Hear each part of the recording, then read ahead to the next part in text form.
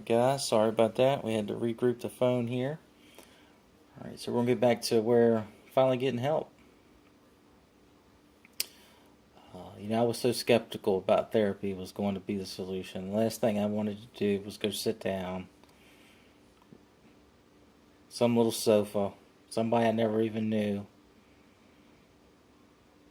and talk.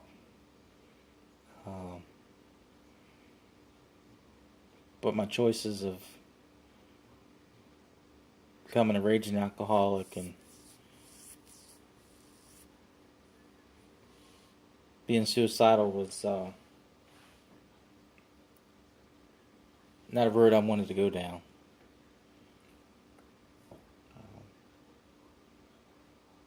I went down it about 2 years ago, maybe a little more. I didn't want to go. I didn't want to go down that road again. I finally had my life getting it back together a little bit, and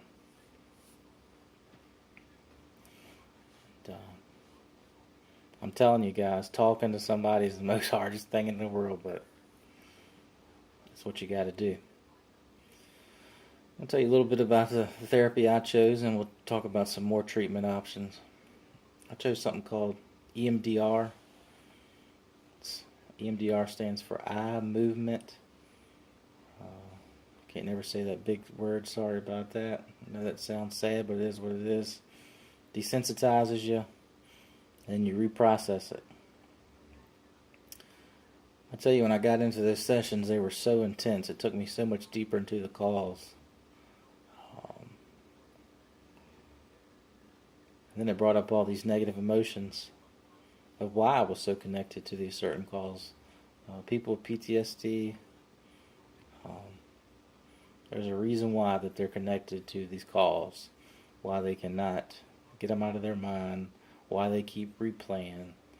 Somewhere in life, that call reminded you of a certain thing, or did this, did that, and you just imprinted them almost. It just stayed with you. Then you take those negative emotions and you reprocess them into positive emotions. And when you finally get to that point of them positive emotions, desensitizes you of the call, and you get your life back. It's not running through your head anymore 24/7. You realize that you did the best that you could. You couldn't, write God's agenda for him. That you were just there in that moment to just hold that life in your hand as they took their last few breaths, as that angel came down to scoop them up. I would say after that fourth or fifth round of EMDR, the heaviness and the darkness was beginning to lift. And there was a beautiful gleam of light coming from the end of that tunnel. I'll talk about this tunnel for a second. I don't know if tunnel vision is strictly PTSD or plays a part of it or whatever. But towards the end of things, I was definitely having some tunnel vision, running calls, just get so locked in on something and just couldn't get my mind off of it.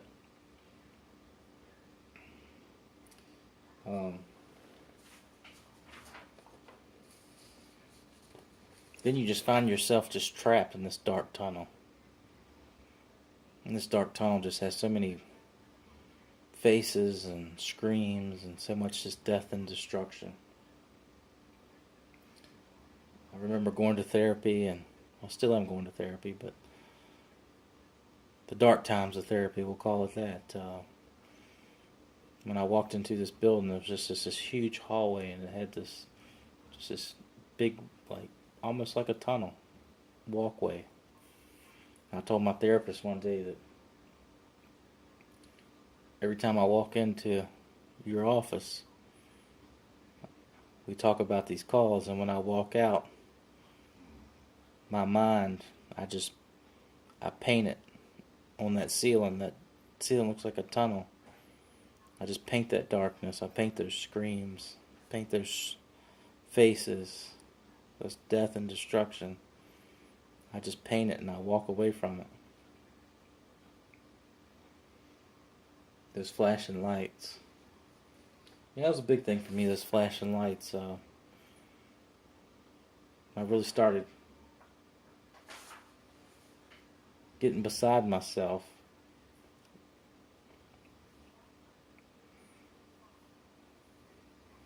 You know, I could see those flashing lights flashing in somebody's face. That was okay, but you know, we needed to be there for their situation. But you know, I just didn't see that person's okay face. I saw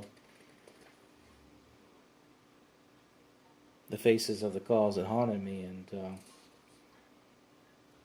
as the years go by, there's just a lot of faces that flash off in those flashing lights. I want to show you a link real quick on EMDR.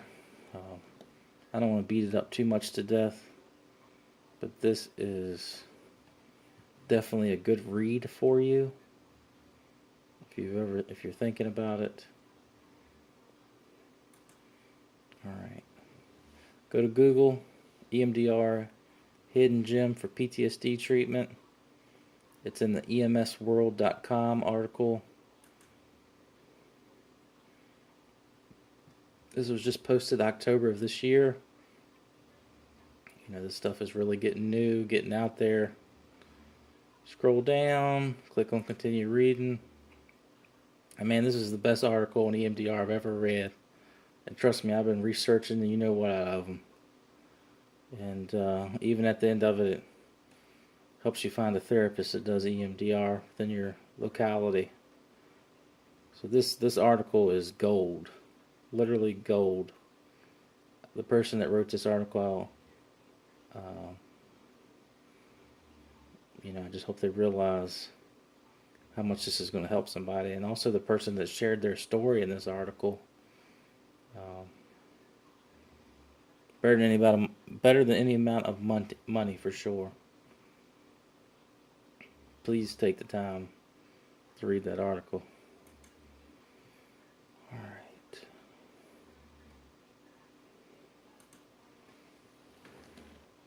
All right. Do apologize, not that computer savvy. Go back to where we was at here. All right. Share a little bit more about EMDR with you, though.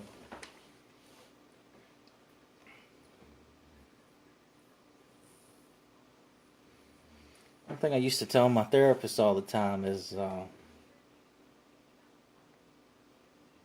told you I have a hard time remembering the worst things I've ever seen, but they don't have a hard time remembering me. That's such a true statement.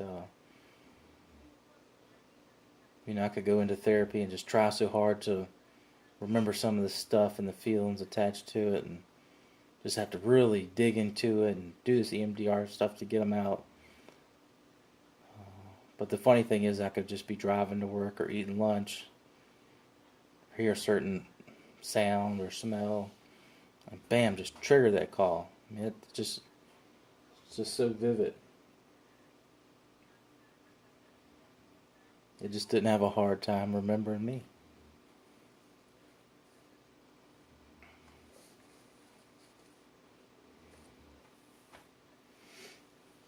I want to talk about disassociation a little bit. Disassociation is, and that one thing I read to you about just disassociation, you know, just the dude that's having a good time one minute and then the next minute just dead set on reading a book or watching a movie or, I don't know, checking the equipment with a fire truck, cleaning a wheel, waxing it, you know.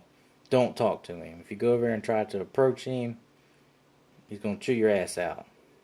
That's disassociation. That person does not want to deal with any type of feelings at the moment. They want to be by themselves. They don't want anything that's going to trigger them about whatever's running in their mind. But disassociation too is when your mind actually sees something so traumatic. It's kind of like a safety mechanism. It just shuts it down for a second. Sometimes it's a second, sometimes it's a minute. Who really knows? Me personally, I've had 3 calls that I've had a disassociative state in, and if you're not quite sure that you ever have associated on a call before. I'm going to explain to you how I felt when I had those moments of disassociation. Disassociation is when you're in the midst of the live action, everything's popping off, and then all of a sudden, it's like somebody just hits a slow motion button on your mind. Things just start slowing down. The sound begins to decrease. The sound goes away. And things that are right there at your hand seem a mile away.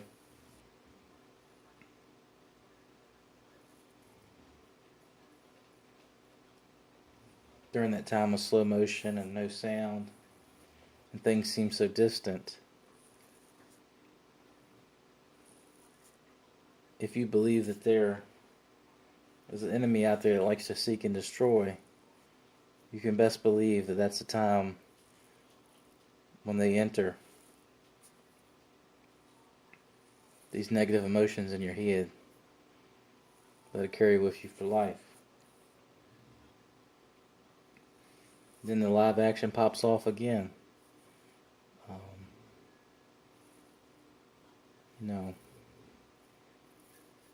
Those 3 calls were very hard on me. I can remember that live action to that slow motion to no sound. Things appearing like they're a mile away. And then bam, you're back in the action again, making things happen.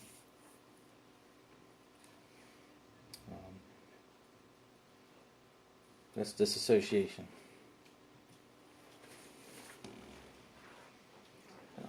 So other treatments besides therapy, therapy is definitely what has changed my life.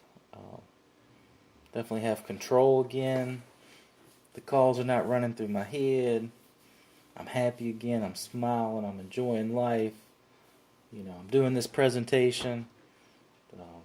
Pouring my heart and soul out. You name it. Therapy was the roughest thing I ever did. I ain't gonna lie to you. It's hard work. It's probably the most hardest work you ever do. But it's worth every second. It's worth every tear. It's worth every bad day. It's not roses. It's work. But it's worth it. I don't know what God's journey is for me next. I do plan on doing this presentation. Go to fire stations and do it. Of course, definitely do it with a little more oomph than what I'm doing tonight. But right now I'm just trying to make this personal and speak nice and slow and just pour my heart out to you. And just want you to know you ain't by yourself. Research says that 1 in 5 of us have PTSD. I'm telling you, I've talked to a lot of people. I wouldn't be afraid to trim that down to 1 in 3. It's just people are not talking about it. And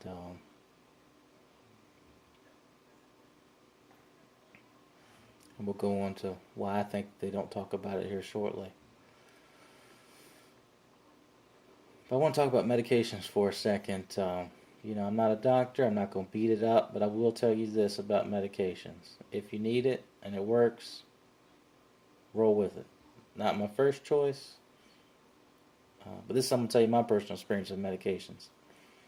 Did a little trial run on it.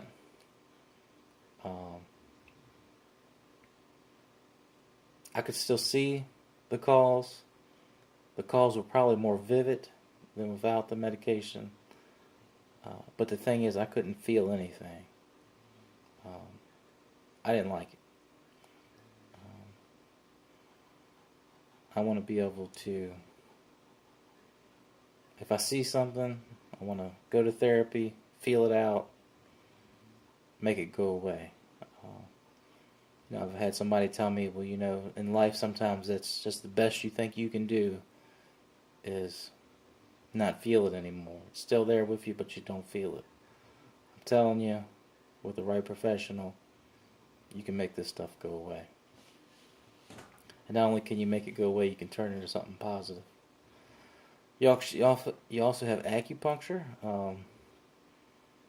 That was suggested to me. I'm still going to give it a run one day. I just haven't had the time nor the money to make that happen yet. But I'm interested in that. I really want to see how that works and maybe share my journey on that with you one day. Some other healthy coping measures is journaling and reflecting.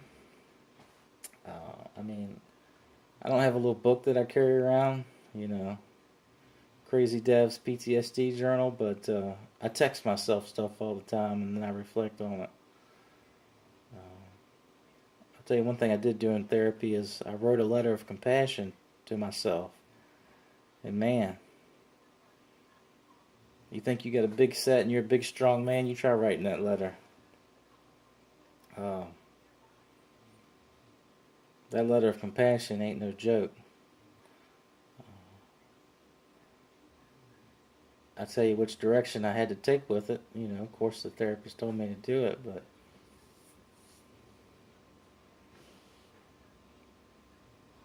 instead of being that guy that was sitting there in that ambulance broken, this is a rough one here, but I had to be the guy that walked up to that broken guy, put his arm around his shoulder, and have a heart-to-heart with him.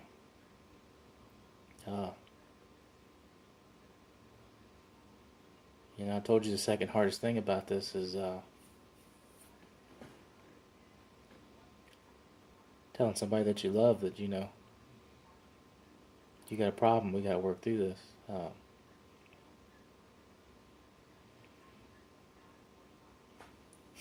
That was a rough letter. That was 5 pages long.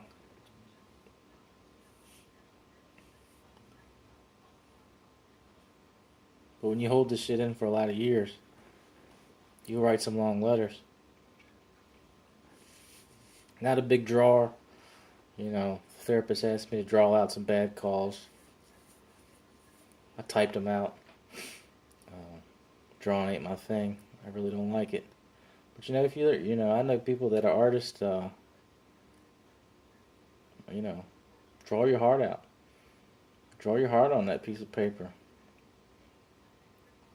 Draw the bad stuff and draw it into something good. I ain't gonna preach to you about